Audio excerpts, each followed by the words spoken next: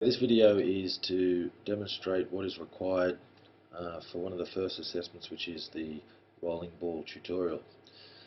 Now, what you need to do is to create some sort of ball and have it bouncing or rolling, or a combination of both, across the screen using Motion Tween.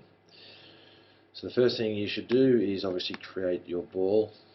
To do that, you can do any number of things. You could maybe use the brush tool, making sure that the colour is black, and draw a ball, but that obviously looks a bit dodgy, so the simplest way to do it is just to use the oval tool and create an oval of any shape. Now, one thing to keep in mind, Flash has a thing inside where it will lock, rather than holding shift to make a perfect circle, it will actually lock itself in. So when it's near making a perfect circle, it will actually lock it in, and you can follow on a diagonal and it will remain a perfect circle, which is very useful, especially when you're drawing animations.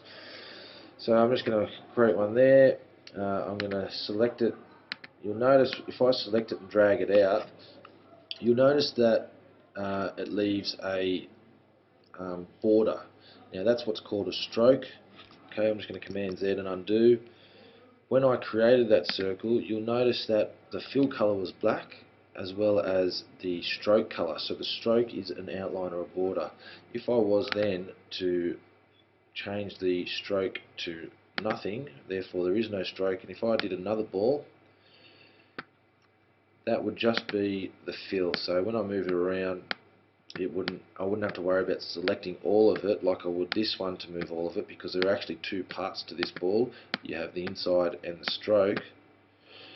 What I can do is just, and I might actually delete this one because it has that stroke, so it's a better idea just to have the fill, and it just gets you in a good practice. For this it won't matter too much, because what we're going to do after I just make this a little bit smaller.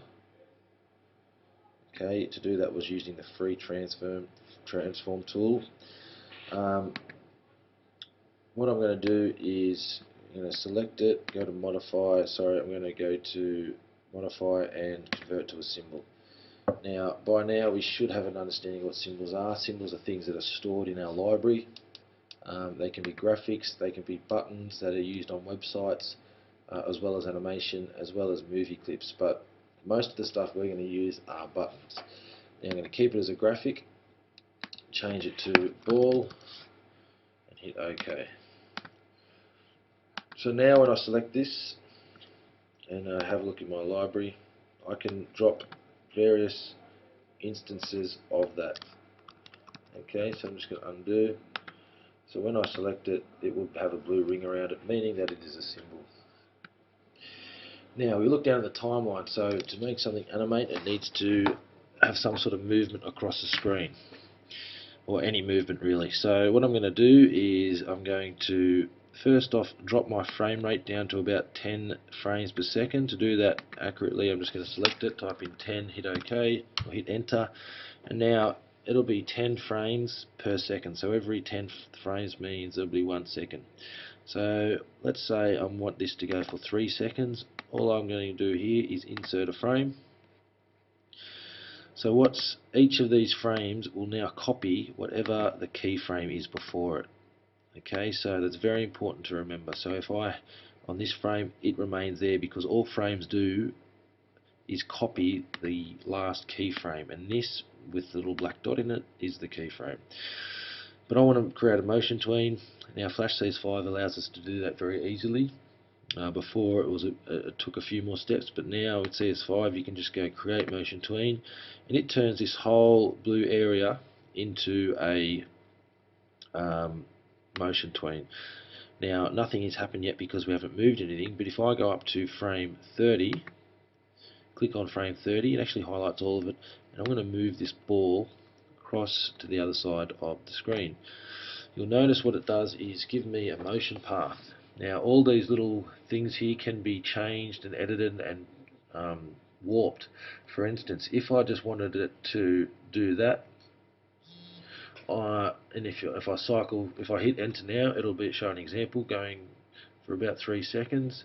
Now if I was to bring this up, next time it'll follow that motion path and go around. Now you'll notice that it's probably very slow, it doesn't really look like a ball, but that's really because it's 10 frames per second. What I might do though, instead of doing that, I might just undo changing that. I'm going to go to frame 5 and put in, oh wait a minute, I'm going to go to frame 5, insert a keyframe. That way I can move this one up, and then I can go to frame 10, right click to insert a keyframe, another position, and I can move this one up a bit lower to make it look like it's bouncing. We might do another one here where it's a bit bigger to save a bit of time. So right click on the frame, insert keyframe. So I insert a keyframe, meaning as there's a change in the position, and we might just leave the rest just as to finish. So if I hit Command Enter, which shows what it's going to happen. Okay, so obviously that looks a bit jumpy and it looks like it's flashing a little bit. It's really only because it's slowed down to 10 frames per second, and we know that the more frames per second, the smoother things look. Okay, so that's why it looks like that, but basically you will need to have some variation of that to pass that part of the assessment tutorial. Just on a side note, if I was to edit this ball, so I'd go to my edit symbols and go to ball. Now I can edit this by changing the colour. So to do that we might change colour, maybe make it green. We can also use other things like gradient transform tool, and all those different things allow us to make things different inside the ball in different colours. Okay.